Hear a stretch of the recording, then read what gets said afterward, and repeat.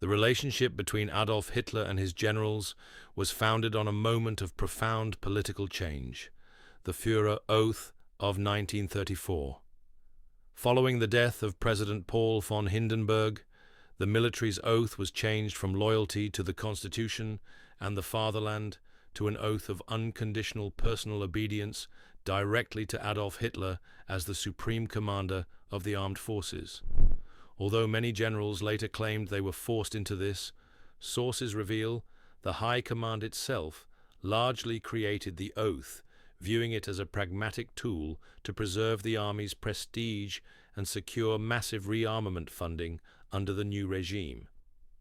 Thus, the relationship began not in ideological fervor, but in cynical opportunism. The professional officer corps, dominated by Prussian tradition, saw Hitler as a useful, if crude, political tool to advance their own military goals and shatter the constraints of the Treaty of Versailles. This dual foundation legal oath combined with professional condescension was the source of all future conflict. Despite their practical alliance, the traditional officer corps, which largely came from the German aristocracy, held deep private contempt for Hitler's plebeian origins and lack of formal military training. This condescension manifested in private diaries and closed-door conversations. General Franz Halder, chief of the Army General Staff from 1938 to 1942, often referred to Hitler contemptuously in his private writings as Emil or Our Emil, a mocking nickname used to dismiss Hitler's military ideas as the ramblings of an uneducated amateur.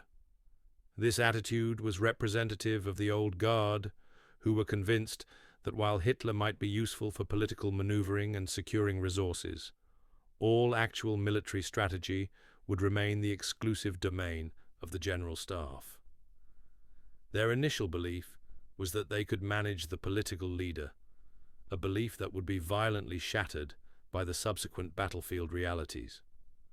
The early aggressive political maneuvers by Hitler, such as the remilitarization of the Rhineland, the annexation of Austria, and the crisis over Czechoslovakia, were met with genuine anxiety and deep protest by the Wehrmacht generals.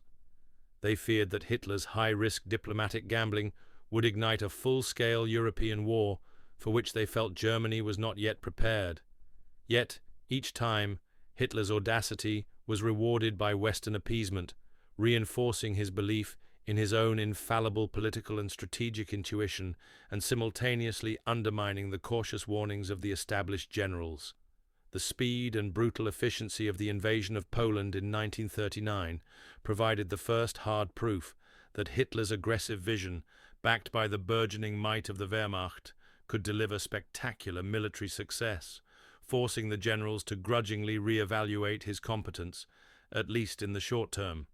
The campaign in the West in 1940 proved to be the pivotal moment that definitively affirmed Hitler's strategic confidence and cemented his direct control over military operations. When the General Staff proposed a conservative plan for the invasion of France, Hitler instead enthusiastically adopted the far riskier, audacious plan put forth by Field Marshal Erich von Manstein, the sickle cut through the Ardennes. The swift, stunning success of this maneuver, which bypassed the Maginot Line and led to the collapse of France in just 6 weeks, convinced Hitler that his own intuition was superior to the conservative, plodding doctrine of the established generals. The victory essentially silenced the High Command's collective skepticism and transformed Hitler from a mere political leader into the supreme warlord in the eyes of the German public, making further professional dissent significantly more dangerous. The invasion of the Soviet Union in June 1941, Operation Barbarossa, introduced the first profound, sustained strategic disagreements between Hitler and the General Staff. While the early phase was marked by astonishing advances, the inevitable logistical crisis began near Moscow. The generals, including Guderian and Halder, argued vehemently that the strategic priority must be the swift capture of the political and rail center of Moscow before winter set in. Hitler, however, obsessed with seizing industrial and resource-rich territory, repeatedly diverted crucial panzer forces south toward Ukraine and Leningrad. This fundamental disagreement over objectives, military versus economic, led to paralyzing delays and ensured that the German army stalled, unprepared for the brutal Russian winter. This was the first time the generals realized Hitler's vision was not merely bold, but potentially fatal to the Wehrmacht's operational goals. The failure of the offensive on Moscow in the winter of 1941 led directly to the first major purges of the command structure. As the Soviet counter-offensive hit the frozen, under-equipped German lines, Hitler, refusing to accept the failure of his strategy, demanded that his troops stand fast everywhere, forbidding any operational retreat.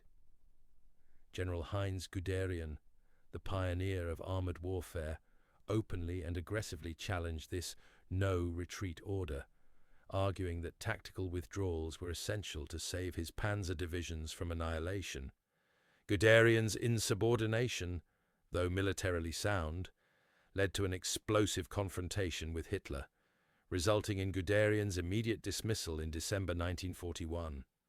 Guderian's fate was a stark warning to the remaining generals.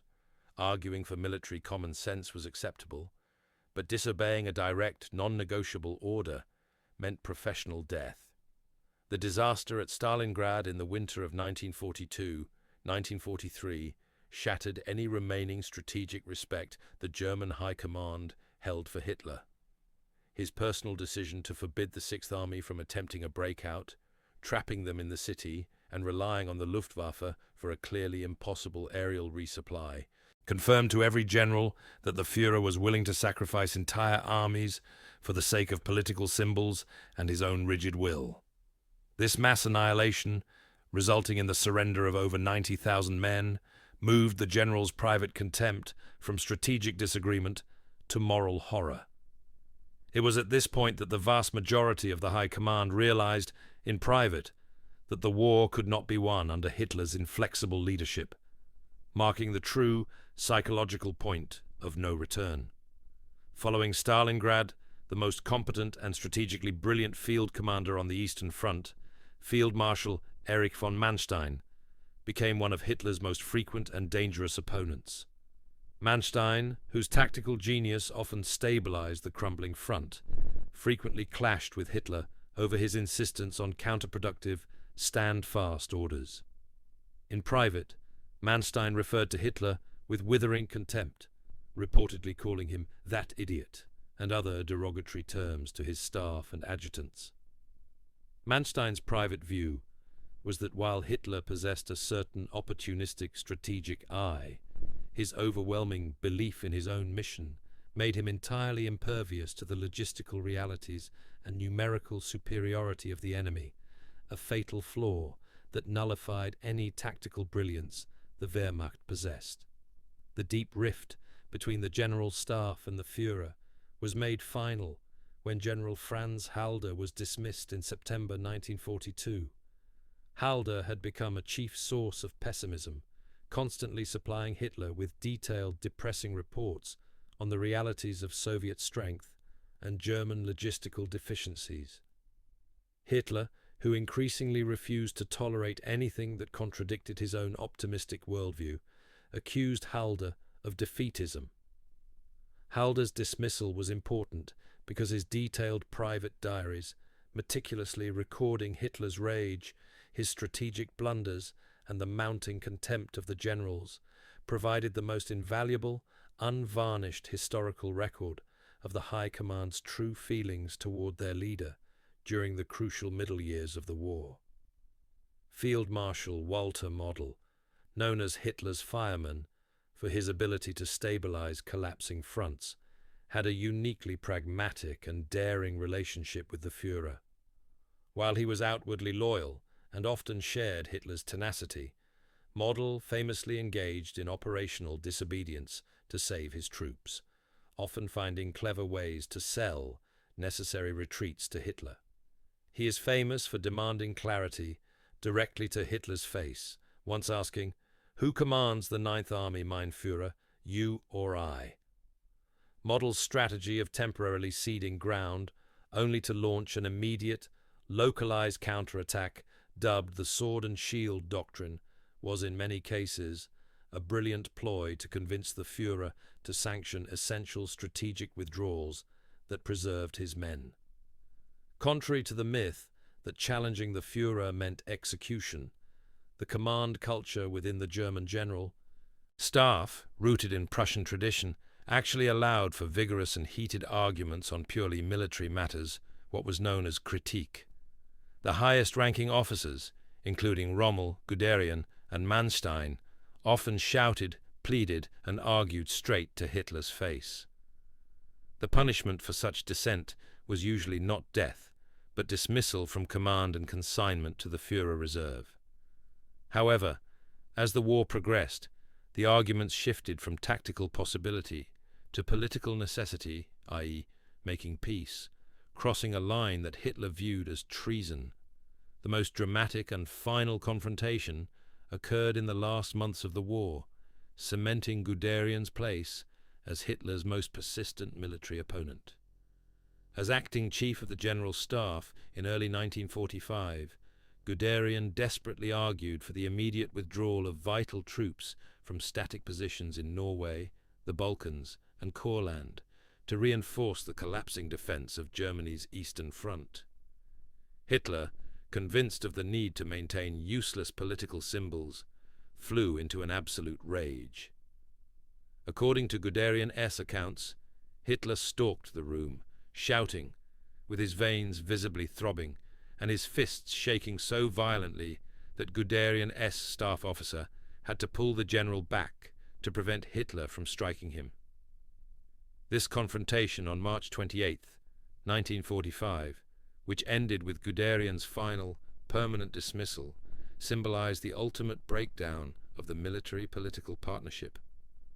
While many generals grew critical of Hitler's military decisions, their private writings reveal a deep, chilling silence or complicity regarding the regime's vast atrocities and the Holocaust. Few generals protested the criminal commissar order or the mass murder of civilians, often citing the desperate need to conserve resources or viewing the brutality as a necessary evil to crush Judeo-Bolshevism. Some generals, captured later, expressed pragmatic concern that the mass murder of Jewish people was a waste of material and labor resources needed for the war effort, rather than a moral objection.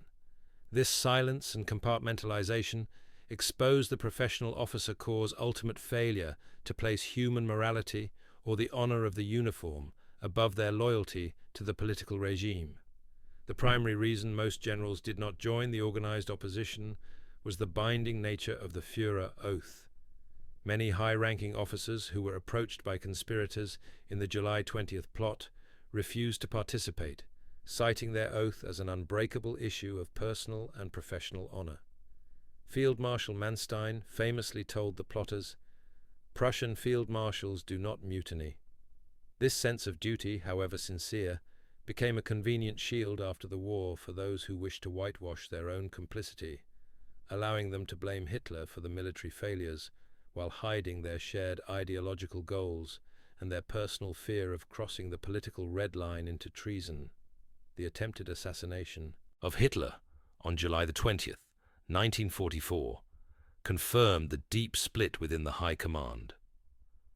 While the active plotters, mostly drawn from the General Staff bureaucracy, believed they were acting to save Germany's honor, the majority of frontline commanders remained loyal, either due to their oath, their belief that the war could still be won, or simple political caution.